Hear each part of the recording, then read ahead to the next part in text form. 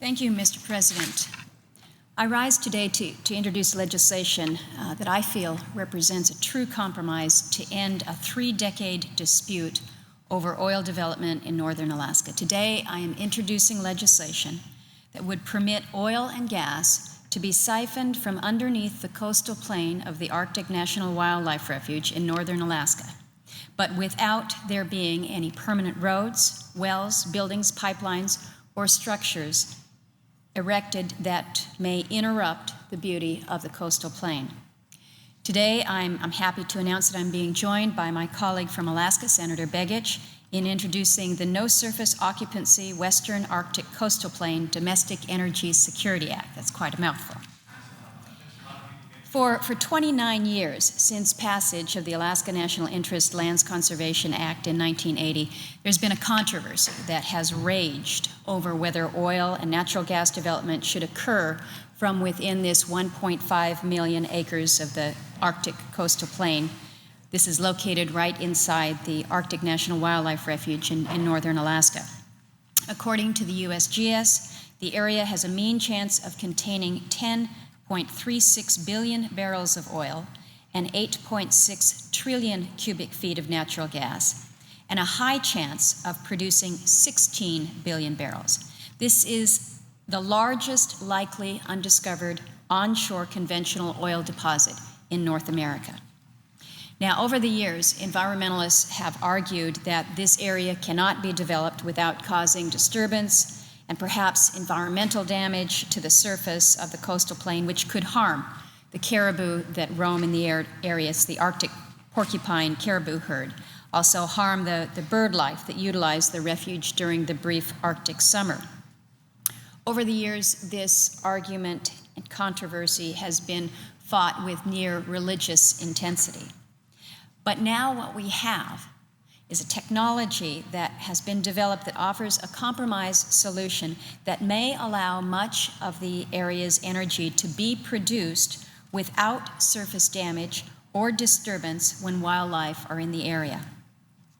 The solution, Mr. President, is to permit oil and gas development to occur without any surface occupancy, meaning without any construction of any structures above the ground within the area of the coastal plain protected by Section 1002 of ANWR.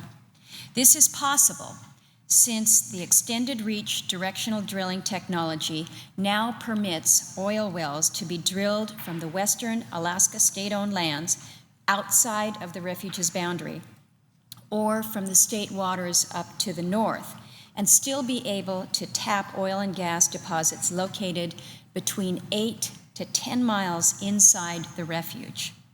Now, some have suggested this is incredible. How can you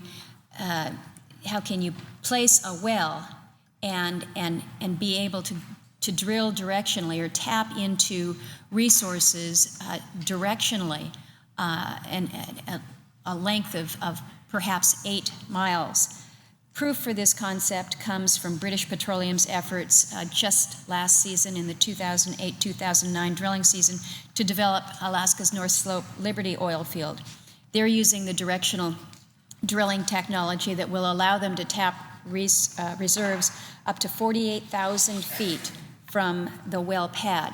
So what we're talking about here is placement of a drill and then going directionally out in all areas in a length or a distance of up to 8, possibly 10 miles in all directions. So it's like an invisible straw that would essentially be able to siphon the oil from under the coastal plain area, provide for the resource that we need without the surface disruption. According to estimates last year by the U.S. Department of Interior's BLM, up to 1.23 billion barrels of oil and 7 trillion cubic feet of natural gas may be accessible initially using this directional drilling technology. This proposal will require that three-dimensional seismic and other tests be conducted within the coastal plain to pinpoint exactly where we want to drill for the location of the hydrocarbons, but these can be conducted in the wintertime from ice roads when you don't have any wildlife in the area. Eventually, more of the oil and gas from the coastal plain may be accessible either as the directional drilling technology improves and expands its reach, or as other subsurface oil development technology is developed. So regardless, if there are no pipelines, if there's no wells, there's no physical structures that are permitted on the surface of the land, there can be no impacts on the wildlife and no degradation to the wilderness characteristics of the coastal plain for visitors. Meanwhile, oil, to help improve the nation's supplies and to lower prices, can start to be produced quickly, since the infrastructure over in Prudhoe Bay already extends to nearly the border of the refuge. And finding more oil in America is vital to prevent oil prices from again spiking as the global economy recovers and energy demand increases. Not one of us can forget the pain of just last summer when world prices of $147 per barrel for crude oil triggered prices of $4 to $5 per gallon at our filling stations. Without more domestic oil being developed, prices can again be expected to skyrocket, especially if OPEC is successful in current efforts to reduce the world oil supplies. Now, there may be some who question whether or not there's precedent to do something as we are suggesting here today. There is clearly precedent. Congress back in 2007 approved a Wyoming Wilderness Lands Bill. This was the Wyoming Range Legacy Act that permitted subsurface resource extraction provided that no surface occupancy occurs. So our legislation will guarantee that royalties from any oil and gas produced would be split equally between the federal and state treasuries, as is required by current federal law. It provides for full environmental protections and project labor agreements for any development that results.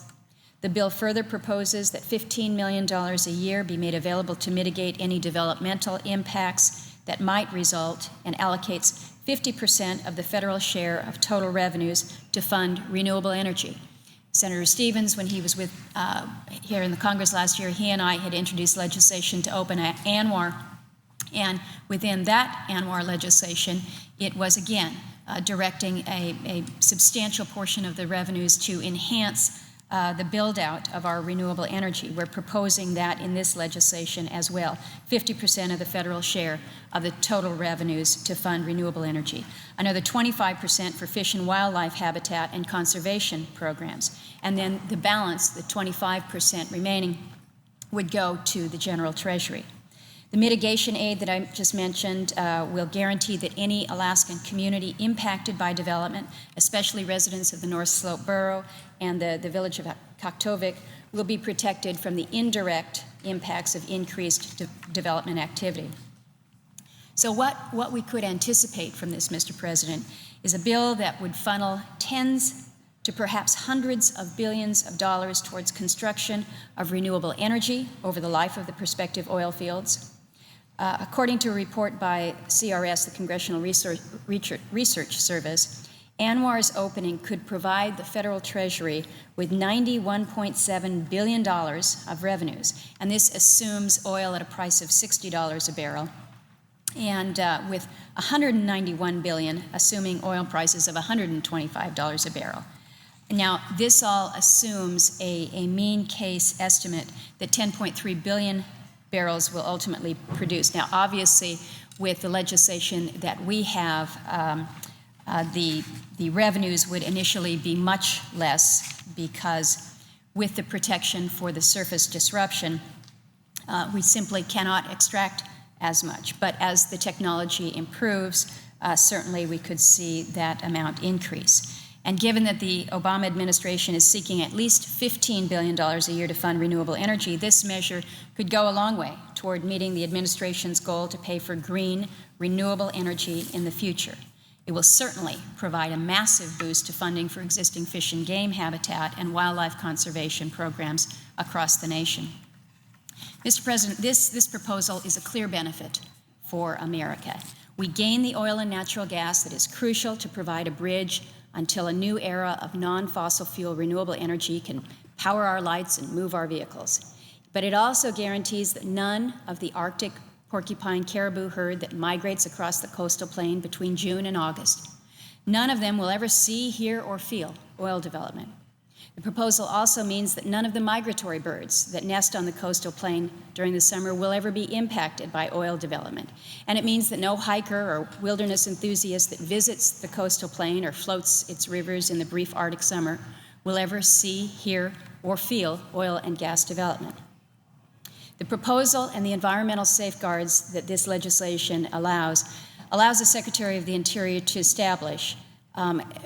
With these protections, there's no danger that any of the few species that overwinter on the coastal plain will be impacted by seismic or other activities, and it protects the subsistence resources and activities for Alaska Natives.